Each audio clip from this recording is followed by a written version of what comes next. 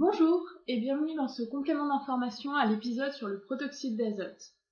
Dans le dernier épisode, j'ai parlé de l'intérêt de la décomposition du protoxyde d'azote en diazote et en dioxygène pour une meilleure accélération en course automobile.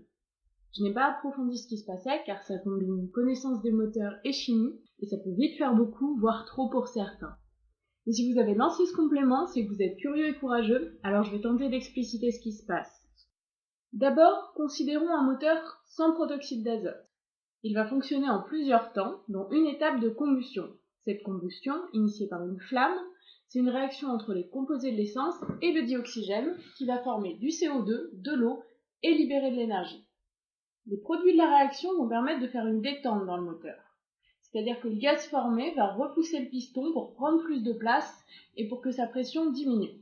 Et en poussant le piston, on transfère l'énergie à la voiture, qui peut donc rouler. Et plus ces étapes s'enchaînent vite, plus la voiture roule vite.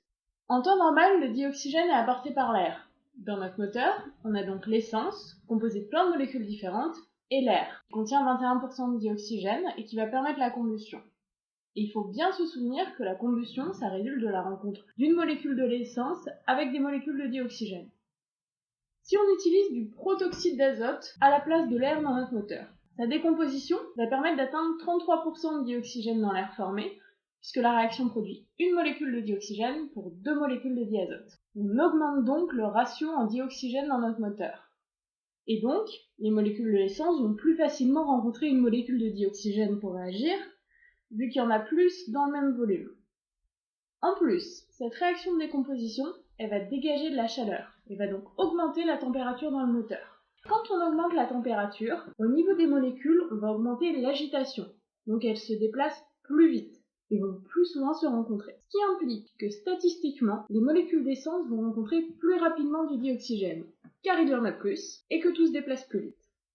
Et ça va permettre d'accélérer la réaction de combustion, et donc de faire repartir le piston plus vite, fournissant l'accélération voulue. Et c'est ainsi qu'on utilise le protoxyde d'azote pour faire accélérer un moteur. Ce phénomène reste complexe, et si vous n'avez pas tout compris et que vous souhaitez plus d'informations, n'hésitez pas à me contacter via Facebook, Twitter ou par mail. Je serai ravie de répondre à vos questions.